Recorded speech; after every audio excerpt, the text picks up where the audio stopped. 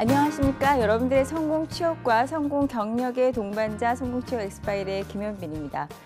오늘의 강의는 그 주요한 또 금융 기사들을 살펴본과 동시에 일반 은행과 투자 은행의 특징과 그 주요 업무들을 중점적으로 살펴보는 시간을 갖도록 하겠습니다.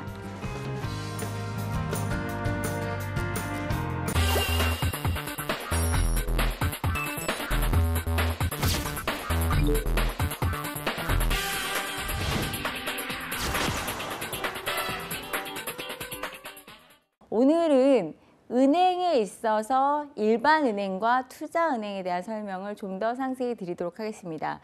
제가 지난 강의 때 그 은행들에 대해서 전반적으로 한번 설명을 드리면서 은행에서도 이제 뭐 국책은행이라든가 특수은행이라든가 아니면 이제 뭐 그 예전에 같은 경우에 어떤 이제 지방 그 지역의 금융을 살리기 위한 지역 그 금융을 위한 지방은행이라든가 일반 시중은행 또 그다음에 외국 은행의 한국 지점들에 대해서 말씀을 드렸습니다. 그래서 지방은행 같은 경우는 처음 설립 목적 자체는 지방의 산업과 지역 경제를 살린다는 데 목적을 했었지만 지금은 어떤 지역적인 바운다리를 벗어나서 영업할 수 있는 것들이 많기 때문에 기존의 지방은행으로서의 어떤 그런 규제나 한계는 많지 않아서 시중은행과 크게 다를 바가 없다고 이해하시면 될 것 같습니다.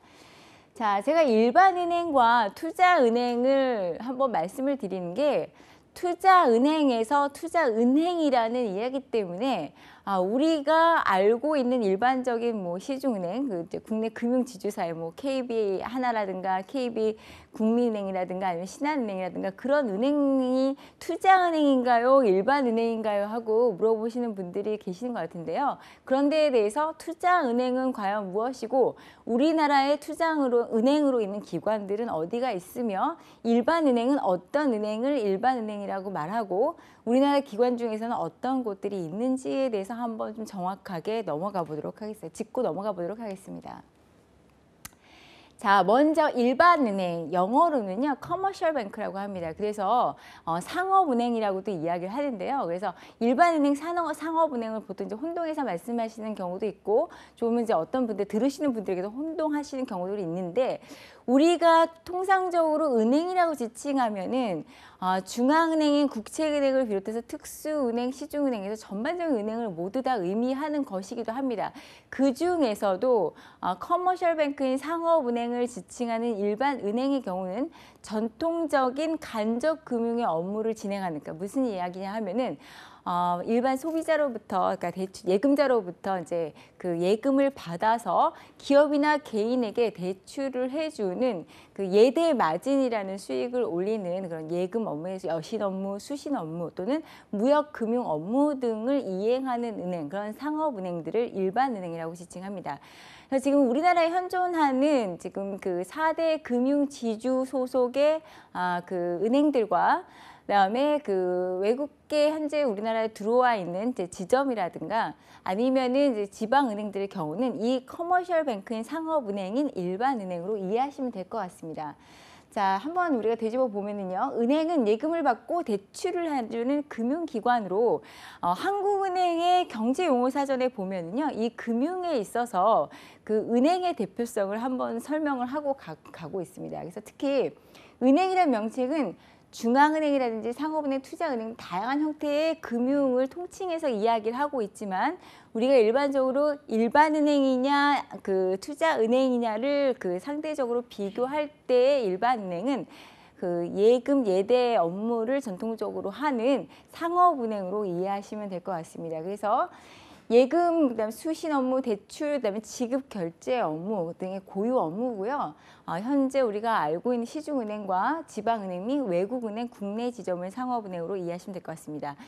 자, 우리가 여기서 한번 직무를 뒤집고 넘어가겠는데요. 상업은행에 있어서의 전통적인 주요 그 직무 자체가 여러분들 RM이라고 들어보셨는지 모르겠는데요. 마케팅을 담당하는 RM과 그다음에 마케팅을 해왔을 때 그 기업과의 거래를 할 수 있느냐에 대한 것들을 심사하고 보고서를 작성하는 것을 심사역, 즉 크레딧 애널리스트라고 합니다. 그래서 전통적인 상업은행에 있어서 주요한 업무 대표적인 건 두 가지를 꼽으면은 이제 그 기업으로부터 마케팅을, 기업의 마케팅을 하는 RM과 릴레이션십 매니저의 준말이죠. 그다음에 크레딧 애널리스트를 생각하시면 될 것 같습니다. 이제 그 외에도 무역금융에 관련해서 무역금융의 이제 상품을 뭐 판매하는 이제 프로덕트 전문가들이 있고 프로덕트 스페셜리스트 또는 프로덕트 세일즈가 있는데요.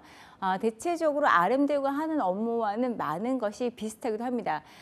좀 더 자세하게 설명을 드리면은 무역금융에 있어서의 은행에서 취급할 수 있는 무역금융 상품들을 기업에 찾아가서 파는 것은 상품을 중심적으로 세일즈를 하게 되는데 반해서요.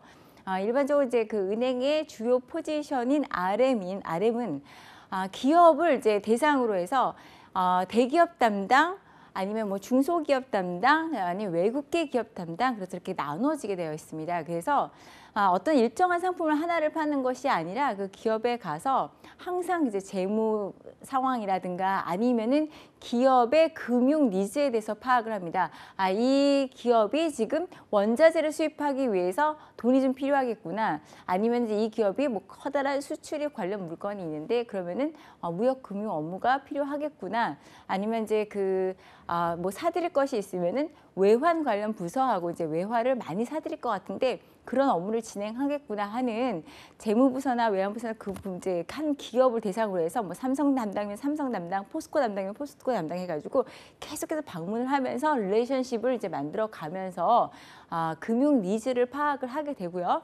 그렇게 되면은 여기하고 거래를 하기 위해서 이제 먼저 어느 정도 거래를 하기로 성사가 됐으면은 거래를 하기 위해서 이제 심사역에게 가가지고 간단한 메모를 제출하고 이 이제 기업들의 그런 상황을 이제 심사역에 정보를 주게 됩니다. 그러면 이제 심사역들은 최대한 그 기업의 여러 가지 뭐 유형, 무형의 그런 이제 그 정보들 예를 들어서 기업 평가서도 볼 수 있고 뭐 여러 가지 데이터 상으로 나눈 회계장부라든가 그런 것도 볼 수 있고요. 뭐 현재 주식의 가치라든가 아니면은 좀 더 이제 깊이 들어가서는 현재 거기에 무슨 뭐 노사분규가 있다든지 아니면 해외 진출에 대한 문제가 있다든지 아니면은 약간 정치적으로 뭔가 압박을 받고 있다든지 아니면 범죄 사실에 뭐 걸려 있다든지 심지어 이제 오너에 관련돼서 오너 리스크라고 해서 지금 오너가 무슨 문제 때문에 잡혀 있다든지 그런 것들을 전반적으로 체크해서 이제 보고서를 작성하게 되고요.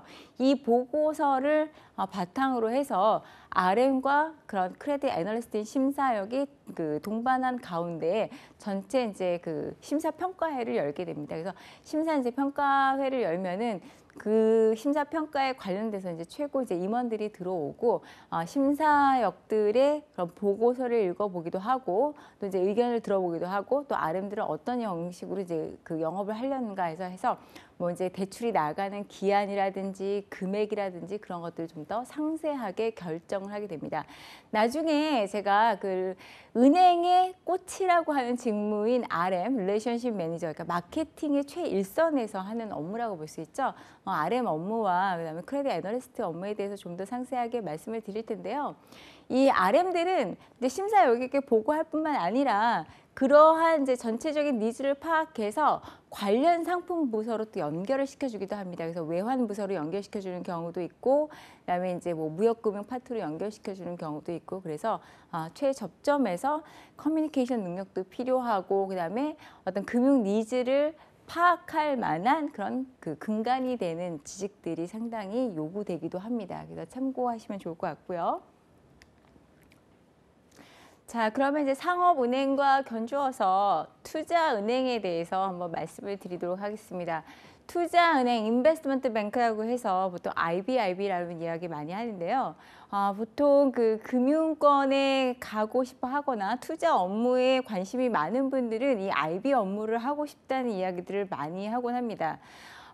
우리나라에 지금 투자은행으로 영업을 하고 있는 은행이 어느 곳이 있을까요? 네, 여러분들이 아시는 한 지금 여러분들이 알고 있는 은행의 이름에서는 투자은행은 없습니다. 왜냐하면은 투자은행의 업무라고 하는 IB 업무는 사실 우리가 증권사에서 하는 업무로 이해를 하시면 될 것 같습니다. 그래서 지금 그 한국형 IB를 만든다라는 여러 가지가 이야기가 나오고 있고요. 그래서 자본금을 확충해야 한다든지 뭐 그런 이야기가 계속해서 나오고 있는데요. 도대체 IB가 무엇이길래 계속해서 이렇게 자본 확충이라든가 우리가 한국의 골드만삭스가 되어야 한다든가 그런 이야기가 나오는지에 대해서 한번 살펴보도록 하고요.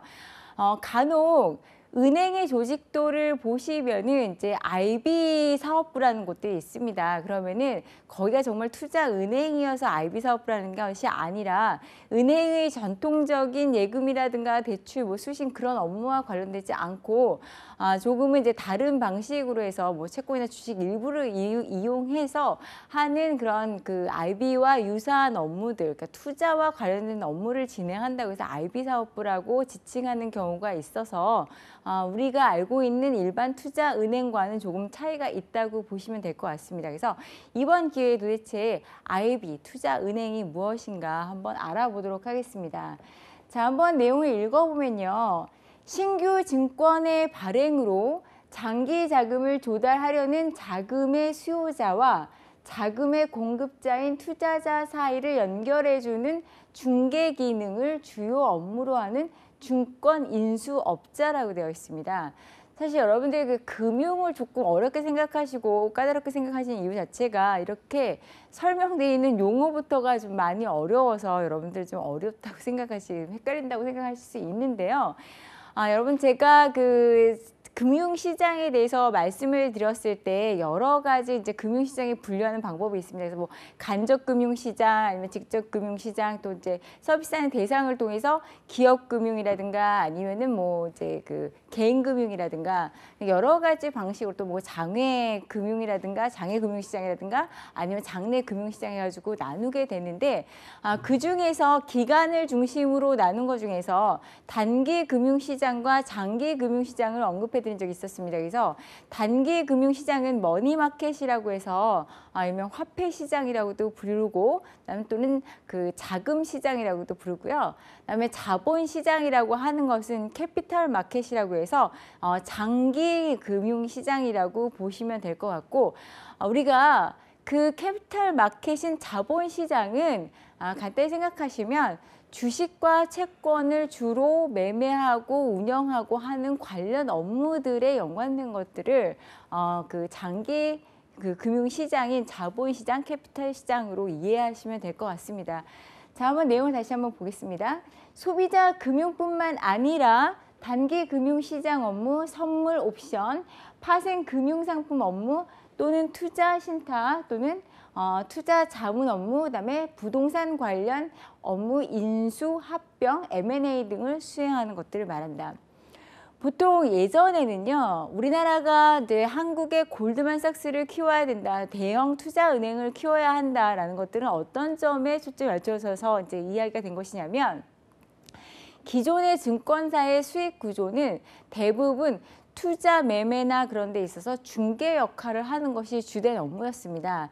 그런데 외국들의 그런 주요한 IB들, 투자은행들의 업무는요. 직접 이런 주식과 채권을 사들임으로써 기업을 사들여서 어느 정도의 일정 가치를 올렸다 팔 수 있는 사모펀드와 같은 그러한 그 행위를 일부 할 수 있는 그런 것들이 규제가 이제 열려 있었기 때문에 이런 것들을 통해서 굉장히 많은 수익을 낼 수 있었고요. 우리나라에 이제 M&A, 그러니까 기업들의 인수합병이 있을 때마다 이러한 이제 오래된 노하우를 통해서 M&A 주관사를 이제 금융기관으로 정하게 되는데 오히려 국내 그 기관임에도 불구하고 국내 이제 기업임에도 불구하고 그러한 주관사를 주로 해외에 있는 투자 그런 은행들을 중심으로 선정해서 우리가 그러한 시장에 좀 더 높은 수익을 올릴 수 있는 그러한 시장에 있어서 적극적으로 참여하지 못하는 많은 어려움과 한계점이 있습니다. 사실 이제 금융업에 있어서 정부가 이러한 것도 좀 투자하고 너희들이 적극적으로 영업 행위를 해라라고 해서 이제 그런 것들에 대해서 이제 권고를 하면은 금융 그 기관들을 하나같이 말하는 것들이 금융 정책 당국의 규제가 풀려야 한다라는 것들이 하나같이 입을 모으고 있는데요. 사실 우리나라가 이제 시스템적으로 여러 가지를 사후 감독하고 시스템적으로 체크하는 것들이 어렵다 보니 어떤 일에 그 진입하기도 전에 사전에 미리 막는 형식의 규제 제한이 상당히 많은 편이기도 하고 또 이제 예전에 그런 것들을 풀어놨을 때 그런 부작용들을 많이 보아왔기 때문에 사실은 여러 가지 금융업에 있어서 수익을 많이 내는 그러한 그 금융상품을 이용하는 데 있어 어려움이 많다고 합니다. 대표적인 예로 인터넷 전문 은행을 들 수 있는데요. 지금 이제 우리가 인터넷 전문 은행 2017년도에 4월에 K뱅크하고 7월에 이제 카카오뱅크가 열어서 이제 영업을 개시하고 있지만 사실 그렇게 많은 고객을 확보했음에도 불구하고 작년에 모두 적자를 봤습니다. 근데 이거는 이제 그들이 영업을 잘못해서가 아니라 이제 그 손익분기점, 그러니까 이 흑자와 그러니까 여태까지 나간 영업 비용과 그런 것이 어느 정도 이제 맞물려 나가는 그 시점이 어느 정도 기간이 걸려서 일본 같은 경우만 해도 한 5년 정도가 걸렸다고 합니다. 그래서 당분간은 그런 이제 손해가 계속 날 텐데 그런 것들을 이제 손해를 보충할 수 있고 계속해서 영업 활동을 하기 위해서는 추가적인 자본의 확충이 계속 필요합니다. 그래서 지금 현재 그 카카오뱅크나 K뱅크 같은 경우에는 기업들이 주주로서 많이 참여를 하고 있는데 우리나라에서는 기업이 주주로 이제 금융기관의 주주로 참여하기 위해서는 여러 가지 제약 조건이 따르고 이러한 것들을 규정한 법을 은산분리 또는 금산분리라고 합니다. 은산분리 같은 경우는 이제 은행과 산업의 자본을 분리한다는 뜻으로 산업자본이 은행자본의 4%의 그러니까 주식 이상을 소유할 수 없도록 금지가 되어 있고요. 그다음에 금산분리 같은 경우는 사실 거의 동일한 의미를 쓰긴 하지만 좀 더 좀 포괄적인 의미로 금융과 이제 은행뿐만 아니라 금융의 그런 자본을 그 산업 자본이 이제 주주로서 참여할 수 있는 데 있어서 많은 제약이 따르는 것이 금산분리라고 합니다. 근데 이런 이제 인터넷 전문 은행이 추가적으로 이제 개설이 되고 앞으로 영업 활동을 좀 더 활발하게 하고 또 죄송합니다. 지금 이제 단순한 이제 그 상품에 한정되어 있지만 그것을 좀 더 폭넓게 넓혀 가려고 한다면 여기서 좀 더 많은 자본이 확충이 돼야 되는데 이러한 것에 은산분리와 금산분리의 규제에 발목이 잡혀서 지금 더 추가적으로 자본 확충에 있어서 굉장히 어려움을 겪고 있습니다. 그래서 이제 지금 제3호 인터넷 뱅크라든가 인터넷 전문 은행이라든가 이런 것들이 이제 인가를 받기 위해서 준비하고 있는데 앞으로 그런 것들이 우리에게 남아있는 굉장히 중요한 숙제이기도 합니다. 자, 그럼 이제 다시 한번 이 본론으로 돌아가서요. 최근 이제 그 미국에서는 투자은행이 산하의 은행이라든가 보험사라든가 부동산 회사 등 같은 게 이제 자회사를 두고 이제 종합적으로 취급할 수 있는 종합금융 서비스를 취급을 하고 있습니다. 우리나라가 이러한 종합금융 서비스를 취급하기 위해서 한때 IMF 이전에 종합금융사, 종금사를 운영을 했었고 종금사들의 경우에는 직원들의 그 어떤 이제 전체적인 그런 그 역량이라든가 그런 스펙도 굉장히 높은 편이고 연봉도 사실 굉장히 많이 받았었는데 어떤 이제 그 산업자본이 일부 그 주주로서 참여한 바도 있고 그러면서 약간 이제 방만하게 운영을 해서 IMF를 기점으로 많은 종금사들이 문을 닫았고 또 그 인력들이 다 종금사를 떠나게 되는 그러한 이제 사건들이 있었습니다. 그래서 우리나라 같은 경우에는 오히려 증권사 중심으로 은행이라든가 보험사라든가 이런 것들을 이제 지배하는 구조가 아니고요. 금융지주가 은행, 증권사, 보험사를 지배는 하고 있지만 우리나라 금융지주사들의 특징들이라고 꼽을 수 있다면 다 거의 다 은행을 중심으로 형성되어 있다고 보시면 될 것 같습니다. 아시겠지만 뭐 KB금융지주도 그렇고요. 그다음에 신한금융지주, 그다음에 하나금융지주 다 마찬가지로 은행 중심적으로 이렇게 모든 것이 이제 재편이 되어 있습니다. 도매금융에 특화된 이제 투자은행들 같은 경우에 특히 이제 기업의 해외 증권 발행 등이라든가 그런 것들을 대행해 주면서 높은 수익을 이제 수수료를 받고 있는데 특히 또 이제 M&A 중재하는 기능을 하면서 이제 때에 따라서는 자신이 직접 기업에 자본을 투입을 하기도 합니다. 그래서 이제 일부 사들일 수도 있고 또는 이제 중개하는 역할을 하기도 하는데 증권사마다 일부 소형 증권사들 같은 경우에는 중개 중심의 역할을 하는 경우가 있고요. 그다음에 대형 그 증권사들 같은 경우는 이제 직접 보통 이제 이걸 속된 말로 돈을 쏜다고 합니다. 이제 그래서 자금을 어느 정도 투여해서 주식을 사들여서 기업을 일부 사들일 수 있는 형태로 해서 기업 그 인수합병에 적극적으로 참여하고 있습니다. 그래서 소형 증권사의 IB 파트와 대형 증권사의 IB 파트에 있어서 업무 경력이 다소 달라지는 경우가 많습니다. 그래서 이제 이직을 할 때나 그럴 때 소형 증권사에 있는 분들은 좀 더 너무나 중개 중심으로 되어 있고 그다음에 이제 대형 증권사들 같은 경우에는 직접 사들일 수 있는 직접 투자를 하는 업무에 이제 중심이 되는데 어떤 것이 더 좋다고 말할 수는 없지만 그래도 증권사에서 이 IB 업무를 한다고 말을 할 때는 이런 사모펀드나 헤지펀드처럼 직접 어느 정도 사들일 수 있는 부분에 대해서 이제 모두가 선호하고 그것도 그런 형태로 할 수 있는 것이 고수익을 올릴 수가 있습니다. 그래서 지금 그 투자 매매 중개에 있어서 직접 그 투자 매매를 할 수 있는 것들을 적극적으로 증권사들이 많이 그 진입을 하고 영업을 활동을 하고 있습니다.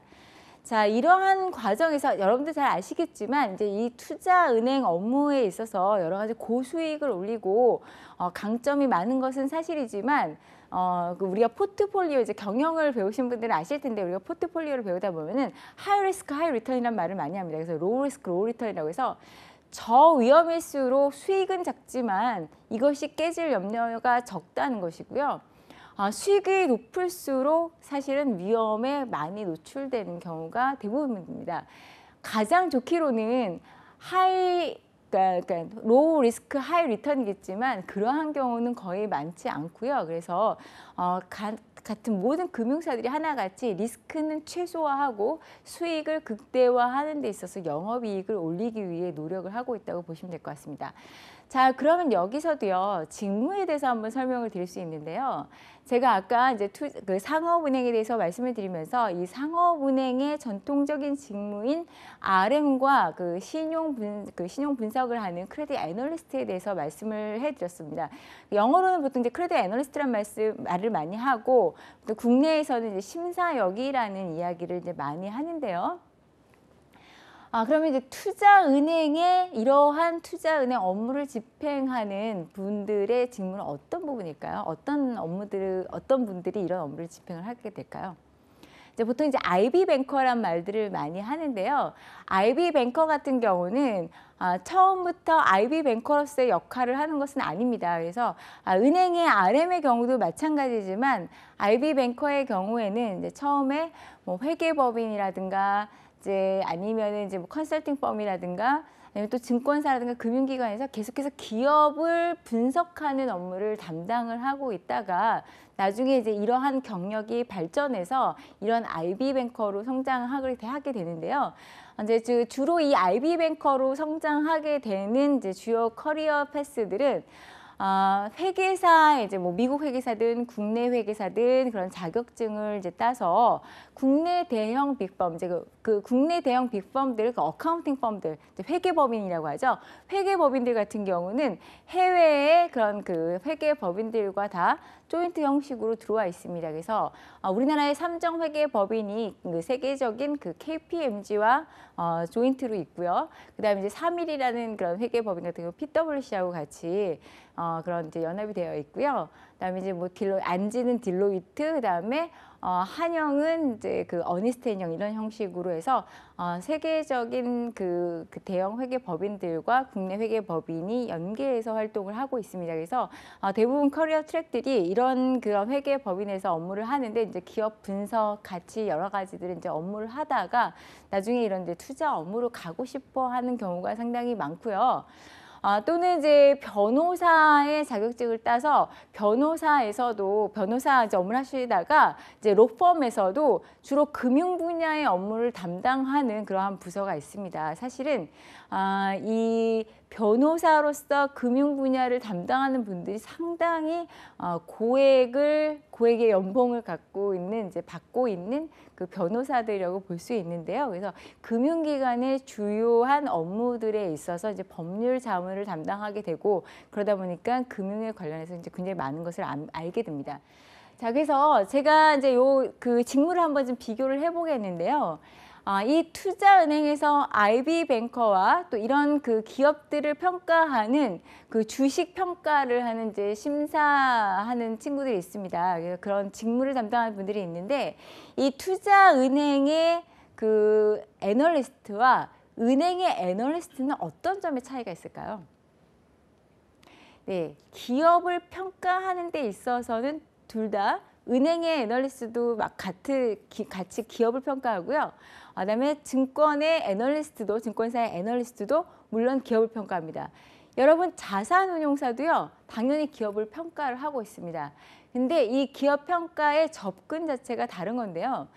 제가 예전에 그 학생들을 지도를 하기 위한 기업 평가를 어떻게 할 것인가에 대한 강의를 나갔던 적이 있었는데, 어떤 분이 금융사의 기업 평가에 견주어서 굉장히 많이 물어보셔서 제가 그 자리에서는 정확하게 답변을 드리긴 좀 어려워지만 다른 분들 계셔서 좀 오해할까 봐, 사실은 취업 쪽에서 접근하는 기업 평가와 금융에서 평가하는 그런 기업 평가는 상당히 많은 차이가 있습니다.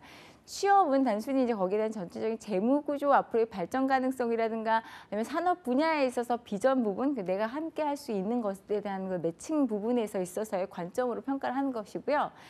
기업 평가라는 것이 이제 그 자금의 흐름을 보는 것인데, 은행 같은 경우에서 주로 취급하는 상품이 무엇이죠?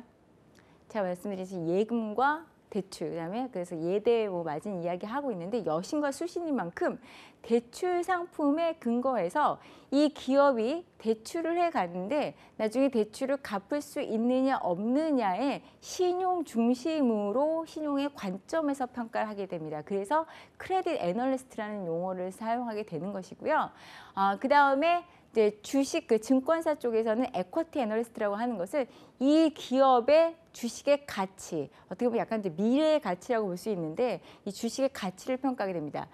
M&A를 했을 때는 그 기업을 사들인다는 건 어떤 형식으로 사들이는 거냐면, 대출을 해서 사들이는 것이 아니라 주식이나 채권을 직접 매입을 해서 주주로서의 그러니까 역할을 하고 있다가, 일부 이제 주주로서 그걸 갖고 있다가 나중에 되팔게 되는 것인데요.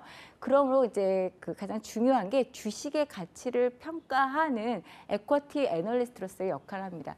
그래서 이제 대체적으로 에쿼티 애널리스트가 여러 가지 방면으로 이제 경력을 쌓아 나가게 되는데, 이렇게 이제 나중에 주식 평가를 하다가 이제 이런 그 M&A 담당 부서로 가게 되는 경우도 상당히 많습니다. 그래서 은행의 크레딧 애널리스트, 그다음에 증권사의 에쿼티 애널리스트 좀 구분을 해서 생각해 주시면 좋을 것 같고요. 나중에 제가 또 증권사에도 크레딧 애널리스트가 있고요. 그다음에 이제 여러분 신용평가사에도 크레딧 애널리스트가 있습니다. 그래서 그거에 대해서도 한번 말씀을 드리고요.